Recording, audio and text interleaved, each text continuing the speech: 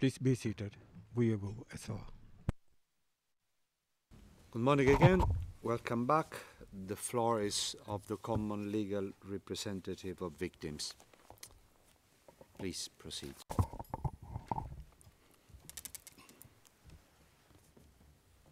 Merci, Monsieur le Président.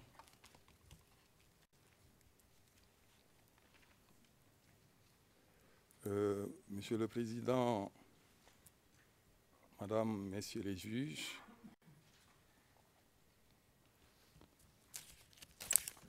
les observations de la défense que nous avons entendues hier et ce matin ont suscité chez nous un certain nombre d'interrogations que nous souhaiterions vous soumettre ici à titre de déclaration de clôture.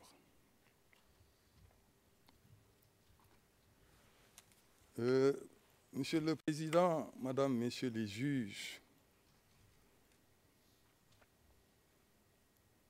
des milliers de demandes de participation nous sont passées entre les mains. Nous avons participé à de nombreuses audiences ici. Nous avons entendu des déclarations, des dépositions de témoins. Mais le fait notable est que dans tous les récits, il y a au moins une chose constante. Les exactions que les musulmans du Tchad ont subies ont été le fait des troupes anti-Balaka. Ça, c'est une certitude. Tous les témoins sont concordants sur ce point. C'est pour cela que lorsque nous avons entendu les observations d'hier, Monsieur le Président, où on a essayé de contourner cette réalité en catégorisant les troupes anti-Balaka en vrais anti-Balaka et faux anti-Balaka, Monsieur le Président, nous avons quand même quelque peu été perturbés. Dire que les anti-Balaka, les vrais anti-Balaka, sont des saints qui ne touchent pas aux femmes, qui ne volent pas, qui ne tuent pas, dans le but de protéger l'intégrité de leur amulette, nous semble quand même, Monsieur le Président, compte tenu des constances que nous venons de souligner, relever de ce que l'autre appelait s'engager dans un chemin solitaire. Cette distinction, Monsieur le Président, nous pouvons simplement dire que cela relève quand même d'un certain manque de motifs face à la réalité. Nous sommes ici entre juristes, Monsieur le Président, et nous savons tous qu'en droit, l'accessoire suit le principal. En plus, Monsieur le Président, ce sont les troupes anti-Balaka elles-mêmes qui affirment n'avoir laissé aux musulmans du Tchad aucune autre alternative que de quitter le pays. Nous avons entendu plusieurs témoignages ici dans lesquels des Comzones disaient « Nous ne voulons plus des musulmans sur notre territoire. S'ils prennent la responsabilité de rester, nous allons les massacrer. Il faut qu'ils quittent notre pays. C'est de l'islam que nous ne voulons plus sur notre territoire. »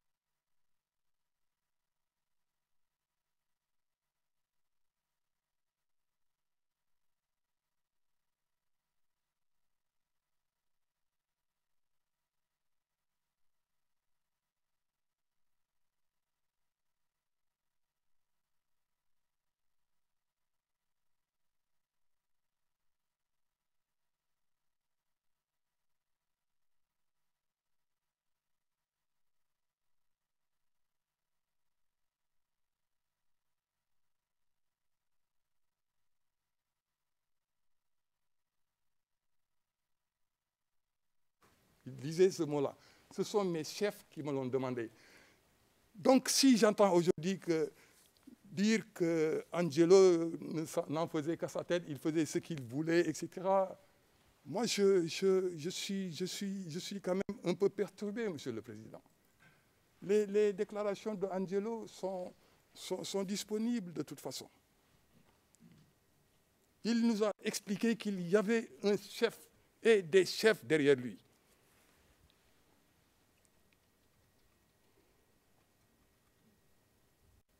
Monsieur le Président, Madame les juges, je voudrais également dire un mot concernant les observations que j'ai entendues relativement à la vente des terrains. Il ne faudrait pas se tromper. Nous sommes des ressortissants de ces contrées. Nous savons comment ça se passe. Les ventes de terrains et autres ne se passent pas comme ça se passe ici, à La Haye, ou à Montréal, ou à Rome et autres, où les choses sont quand même organisées. Dans nos contrées, toutes les terres ne sont pas immatriculées. Même dans les villes, Monsieur le Président, on peut acheter un terrain au coin de la rue, sous l'arbre, à Palabre, ou en tout cas, c'est comme ça que ça se passe. On n'a pas besoin de papier. A fortiori, dans un coin comme Zongo, on peut bien acheter un terrain sans avoir aucun papier. C'est donnant, parole contre parole. C'est comme ça que cela se passe. Lorsque on considère que toutes les ventes de terrain doivent se passer comme dans les sociétés organisées, on peut se tromper. C'est également la même chose, Monsieur le Président. Moi, quand j'ai entendu parler de comptoir Western Union, de bureau Western Union, etc., c'est sans tenir compte des réalités africaines. Les transferts d'argent se font dans un coin de rue, sur un tabouret, etc. Traiter les gens qui ont dit qu'il n'y avait pas de bureau Western Union de menteurs, ça me semble quand même assez exagéré. C'est la vérité, c'est la réalité africaine, Monsieur le Président. C'est comme ça qu'il faut comprendre les choses. Dans plusieurs pays et dans plusieurs contrées africaines, Monsieur le Président, on peut se transférer mutuellement de l'argent sans qu'il n'y ait aucune trace. C'est vérifiable.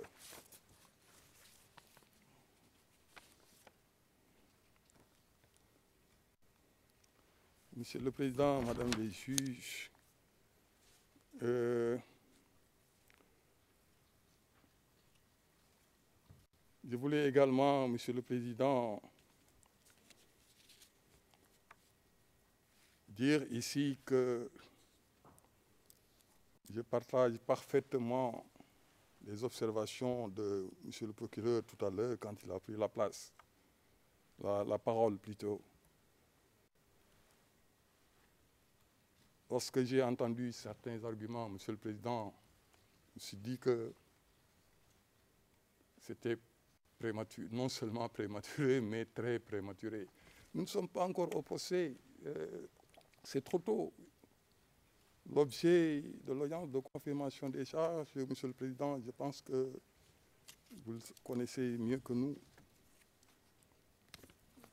Enfin, Monsieur le Président, c'était juste pour attirer votre attention sur le fait que les réalités ne sont pas les mêmes partout. En Afrique, il y a des choses, Monsieur le Président, qu'il faut connaître. Et nous qui y vivons, Monsieur le Président, nous pouvons attester que les choses ne se passent pas toujours normalement. Il faut avoir vécu dans ces contrées où ils vivent pour pouvoir être au courant de toutes les anomalies qui peuvent entourer certaines choses. Donc, ces personnes qu'on a traitées de menteurs, peut-être qu'ils ne mentaient pas, qu'ils disaient la vérité, mais on considère que c'est un mensonge parce qu'on juge à partir de ses propres références, alors que ça ne devrait pas être le cas. En tout état de cause, Monsieur le Président, nous espérons que dans cette affaire, l'espoir que les victimes que nous rencontrons quotidiennement ne sera pas déçu, en ce sens que les crimes qui ont été retenus dans le document contenant les charges, Monsieur le Président, peuvent raisonnablement être considérés comme ayant été commis parce que cela procède d'un constat. Nous allons sur le terrain et nous le voyons tous les jours. Et compte tenu de cet état de fait, Monsieur le Président, nous pensons également qu'il y a, comme je l'ai dit hier, des motifs raisonnables de croire que ces charges seront confirmées. Il ne s'agit pas de dire que l'accusé est coupable ou non coupable, mais il s'agit simplement, Monsieur le Président, de dire qu'il y a quand même des éléments qui prouvent que ces crimes ont été commis et que ceux qui ont subi les conséquences de ces crimes sont là. Ça, ce sont des réalités incontournables et personne ne peut les effacer. Cela dit, Monsieur le Président, je voudrais terminer en disant que peut-être si procès il y a et si les charges sont confirmées, je fais exprès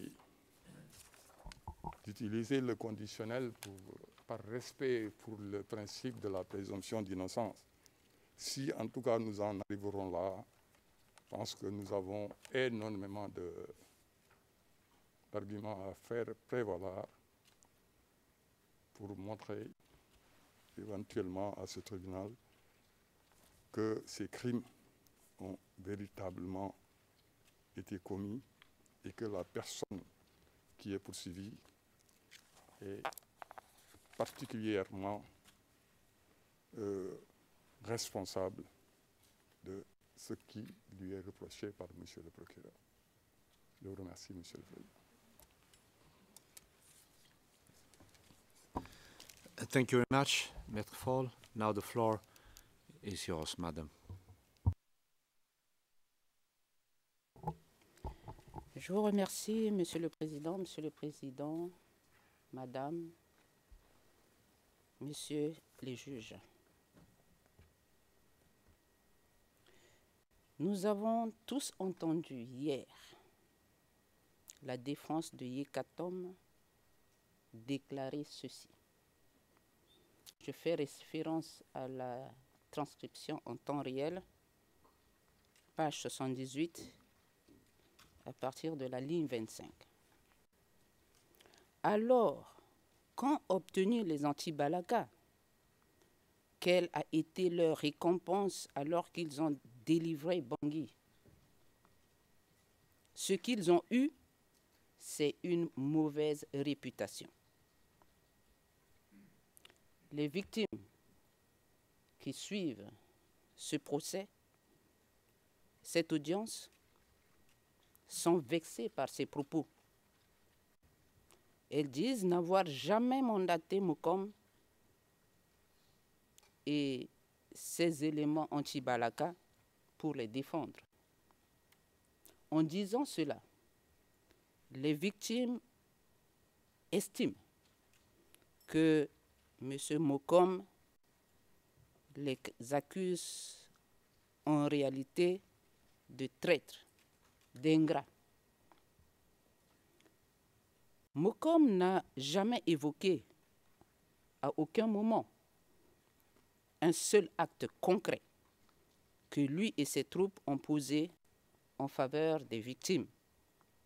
Par contre, les victimes, dans leur récit, ont relaté les atrocités subies de la part de la bande à Mokom. Hier également, je fais référence à la transcription en temps réel, page 79, ligne 25. La défense de Mokom déclarait, je cite, Après avoir été désigné coordonnateur des opérations, Mokom s'est rendu dans une différente base et a dit aux Comsom de ne pas créer de désordre, de rester ensemble et d'attendre ce qui allait se passer. Mokom ne nie donc pas son rôle de coordonnateur des opérations des anti-Balaka. Il ne nie pas non plus les exactions commises par les anti-Balaka. Et apparemment, s'il y avait des ordres qu'il a donnés dans ce sens, ces ordres n'ont jamais été suivis, encore moins que les exactions commises aient été sanctionnées par lui.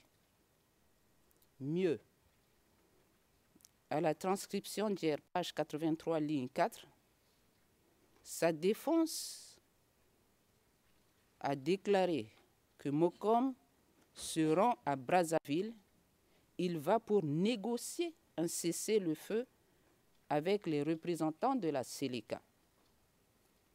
Je rappelle, Monsieur le Président, Madame et Monsieur les juges, le règlement de procédure et de preuve définit la victime comme étant toute personne physique qui a subi un préjudice du fait de la commission d'un crime relevant de la compétence de la Cour. Alors, prétendre agir dans l'intérêt de quelqu'un et lui faire subir des préjudices par des viols, des meurtres, des privations de liberté, des persécutions et autres crimes, est tout de même paradoxal. Il est clair que les anti-Balaka se sont constitués en leur bourreau finalement, et comment accepter cela? Les victimes ne nient pas les atrocités commises par les Séléka, mais au lieu de s'en prendre aux combattants Séléka, qui sont leurs ennemis, les anti-Balaka s'en sont pris à la population civile sans défense, en utilisant d'ailleurs la même méthode que la Séléka. La persécution, le transfert forcé, les déplacements forcés ont été un parcours du combattant pour toutes les victimes. C'était leur quotidien.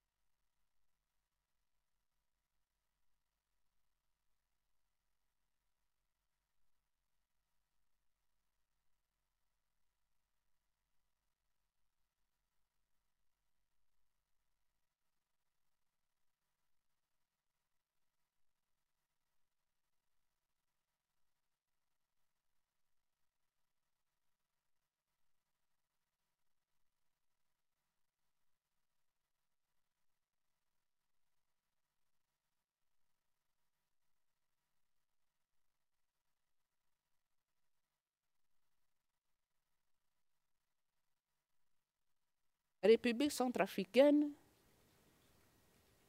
a un vaste territoire, plus de 600 000 km². Cependant, c'est pour une population d'à peine 6 millions d'habitants. c'est pour vous dire que tout le monde se connaît. Madam, Tout, the time, the 30 minutes would have elapsed now, according to my calculations. I'll give you 5 more minutes out of respect for the victims. Thank you.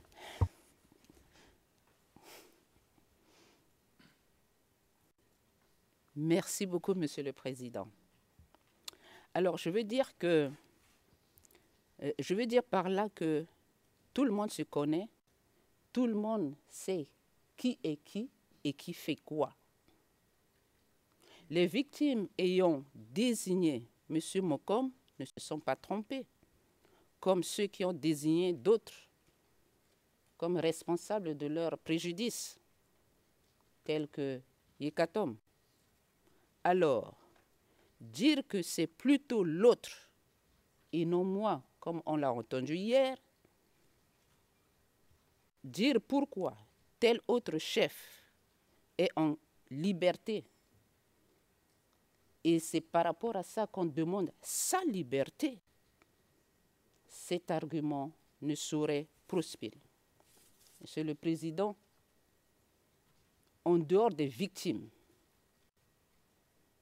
qui peut parler des victimes? Les victimes sont mieux placées pour parler de ce qu'elles ont vécu. Quelle que soit la longueur de la nuit, le jour apparaîtra. Monsieur le Président, les victimes comptent sur la Cour pour éviter le cycle de violence en République centrafricaine, éviter que les victimes, à cause de l'impunité, se transforment en bourreaux. Je vous remercie.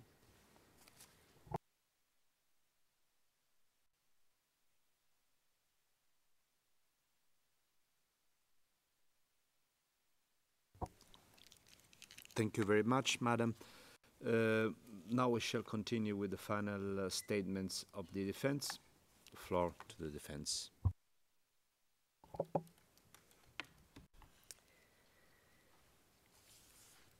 Thank you very much, Mr. President, Your Honours. Just before lead counsel takes the floor, I'm going to respond to the prosecution's submissions from today on the law. And this is from the real-time transcript at pages 30 to 31. I'm going to be very slow. The prosecution said that the defence argued that Mr. Mokom's contributions were neutral or innocuous. And then they submit, as a matter of law, that his contributions don't have to be criminal. As a matter of law, that's absolutely correct. But the defence didn't assert that Mr. Mokom's contributions were innocuous. Our point is that the evidence of what he did is not sufficient. But more importantly, that the prosecution hasn't shown any link between these contributions and the charged crimes. This is the black hole in this case. The prosecution has pulled out one alleged link at the last minute in reply, this notebook. And Maître Larochelle is going to enjoy talking about that document after me. But the problem is with these links and not the character of the contributions, not about the innocuousness or otherwise. Next, the prosecution said that they only have to demonstrate that Mr. Mokom's conduct in its totality contributed in some way to the commission of crimes. And this was the real-time transcript of today, page 31, lines 8 to 10. Let's be very precise here. The legal standard for contribution for Article 25(3)(d) is a significant, or at least significant, contribution to the crime. And this is in the Prosecutor versus Mbarushimana decision on the confirmation of charges, 16 December 2011, at paragraph 238. That pretrial chamber said it cannot just be any contribution. It must be at least significant. Aiding and abetting, the legal standard for contribution for Article 25(3)(c) is not just any contribution. It must have had a causal effect. What does that mean? We see in the Bemba Article 70 trial judgment, paragraph 94, that the contribution must have furthered, advanced, or facilitated the commission of the crime. So, not just to contribute in some way, there has to be more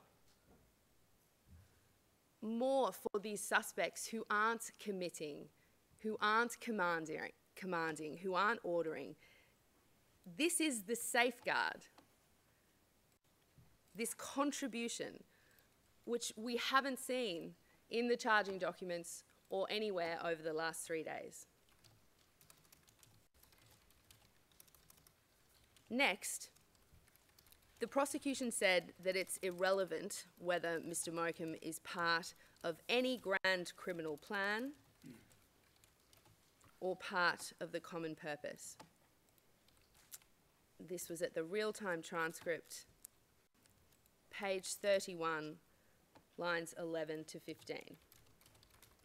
We agree, and Mr. Mokum was not part of that plan.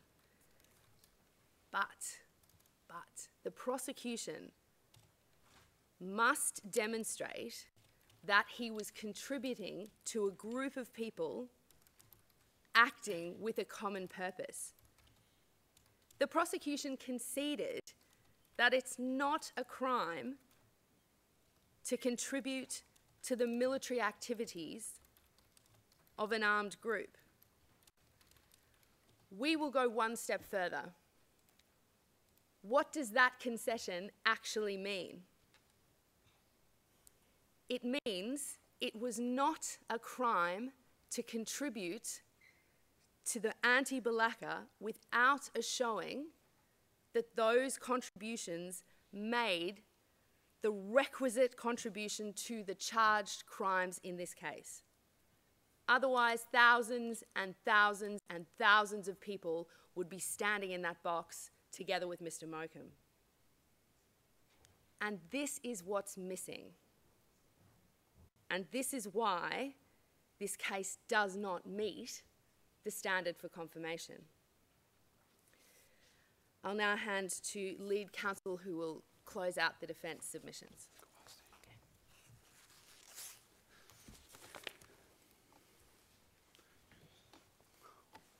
Thank you, Your Honours. We have heard the prosecution in their reply begging you to run away from credibility determination. It's true. You don't need to decide conclusively at this stage about the credibility of witnesses, but you cannot ignore it.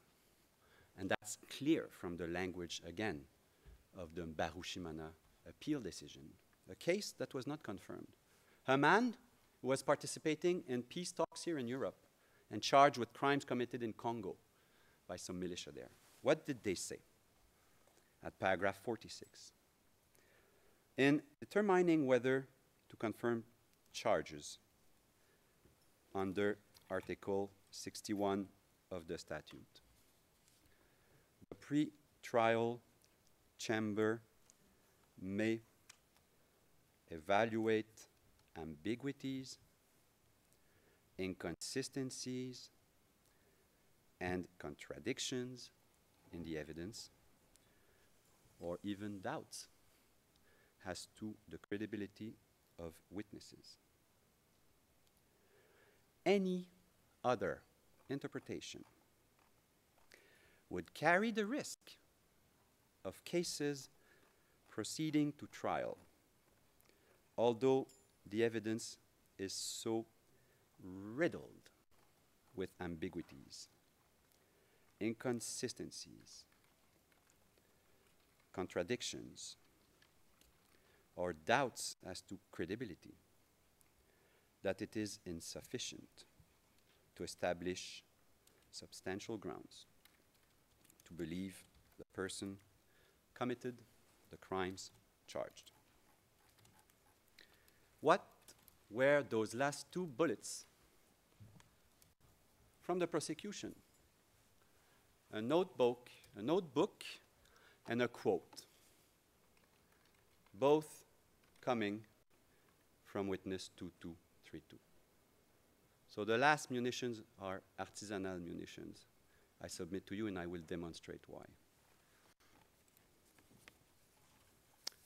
The notebook, according to the prosecutor, and I'm at page 30 of the real-life transcript of this morning. This is important evidence of Mr. Mokom's direct link to the attacks during which the charged crimes were committed. Finally, we have here a last attempt at showing a link. Finally, after 3 days, there is a link. There is a notebook. There is also, they say, other evidence than 2232, but they still use that sword, and they should fall on it. They still rely on 2232 up to the last minute.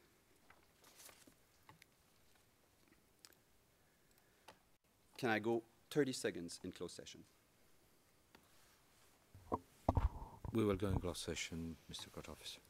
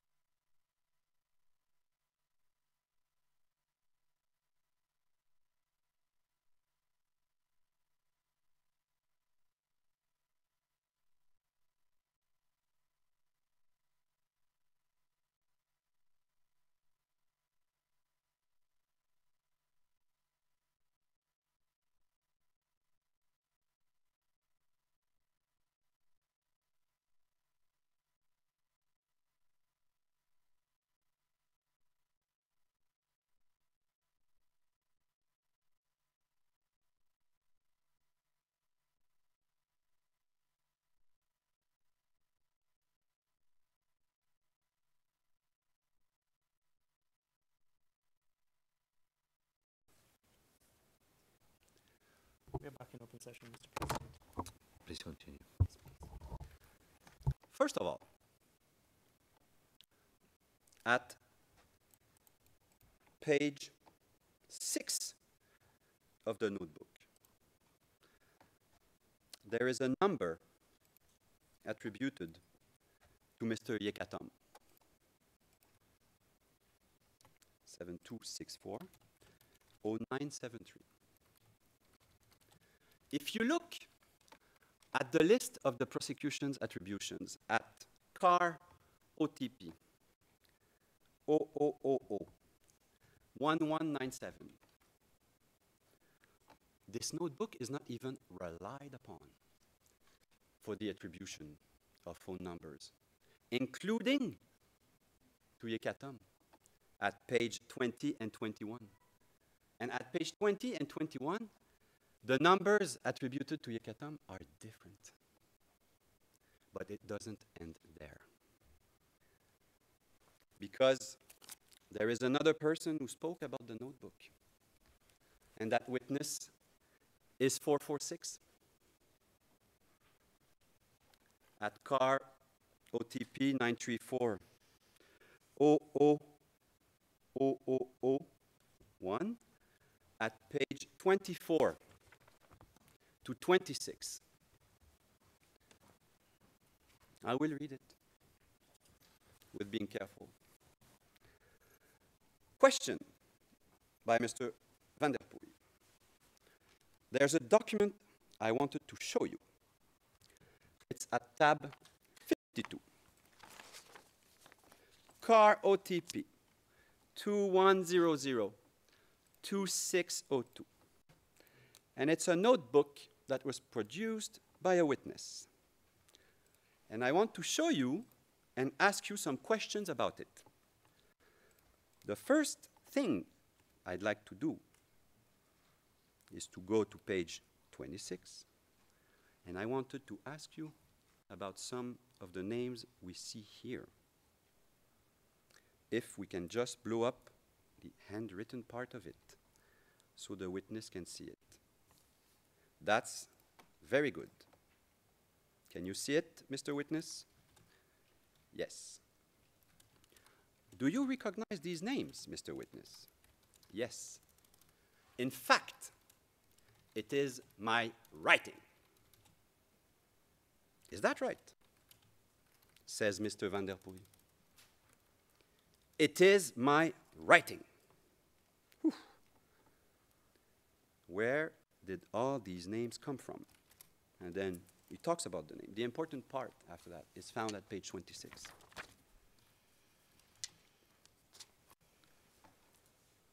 Line 6, question. That's very helpful. And when is it that you think you wrote this? Answers the witness. Indeed, you have no idea how it is helpful. This was before my arrest. I remember very well that notebook. It was before my arrest. The attack had already taken place. That is the attack of 5th December. And it is subsequently, after the attack, that earlier on this morning, this book was meant to have help coordinate. It was after the attack of the 5th December that I had to write down the number of each authority or each leader so as to be keeping contact. That is my handwriting. I remember that we had already crossed back to the other side of the river. I think this must have been in January, February. I'm not very good with memory, but it was after the attack. Can we go in closed session for 30 seconds? Let's move it to closed session, please.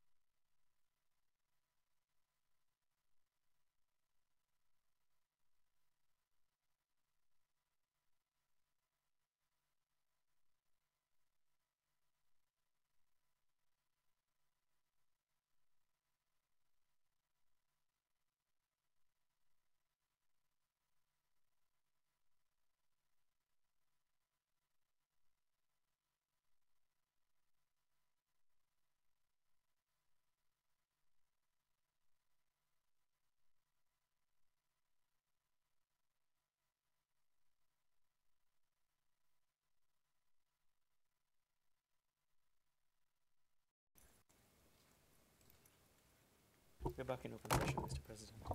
Please continue. Thank you. So what I'm suggesting to you is that this last piece of evidence used by the prosecution was something that was used to reestablish peace, to be able to contact more easily those people that had people under their orders. Not something, as suggested by the prosecution, that was used as a tool to coordinate attacks. Your Honors, because, where's my paper about the credibility stuff? I wanted to, we spoke at length at 2232, and the importance of the date of the Njo attack, because how he used that attack to link Mokom to some crimes. And the news report we saw yesterday was produced on the 22nd of September 2013, but does not establish the exact date of the Njo attack. And I mentioned to you that the exact date of the Njo attack exists in the evidence, and I would like to move orally today, by way of Rule 35, for the authorization to put one more document on our list of exhibits, and that is document CAR OTP 2066-1422, from which the date of the attack on Njo can be clearly established to happen on the 16th of September 2013. And because of the importance the prosecutor put on the evidence of 2232, I would like you to take that document in consideration in your deliberation. Because in that document, you will find the exact same picture that was on the news report.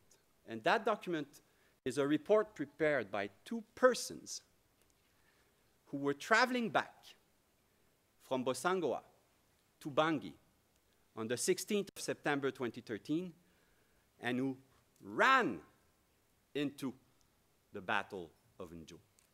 So for me, it establishes beyond any discussion that this battle took place on that date, and as we demonstrate yesterday, that on that date there were absolutely no contacts with Mokom and Dedan. And one further argument to justify the inclusion of that document in our list of evidence is the fact that despite its crucial importance in assessing the credibility of witness 2232, it is not marked as PECSO. A further demonstration, if you needed one, that the prosecutor came before you without knowing its case. The fact, and that document, Your Honor, was disclosed to us on the 20th of July. 1 month after they were supposed to conclude and finalize the identification that you had given them an extra delay to identify everything that is exculpatory in the case, we got this. So I would conclude with this. I would ask you, in your deliberations, to accept, even if we have passed the deadline that was given to us to include evidence in our list, that you accept to consider also this document as part of the record. Those conclude our submissions. I thank you very much for your attention. I would like to thank the court personnel for their patience, for bearing with us, particularly with Ms. Gibson. She was very fast. And I would like to thank the prosecution, and I wish you serene deliberations. Thank you. Thank you very much. On your request and Rule 35 of the regulations of the court, we will rule on this in the decision in due course. Now, with the end of the defense final statements, we come to the end of the confirmation of charges hearing, but we still have, the chamber still has to adjudicate a request from the defense of 4 July 2023 by email for written submissions, which we have reserved to decide in the hearings. So I will now adjourn the hearing, and we will resume at 15:30. The hearing is adjourned. Thank you very much. All right, we will be.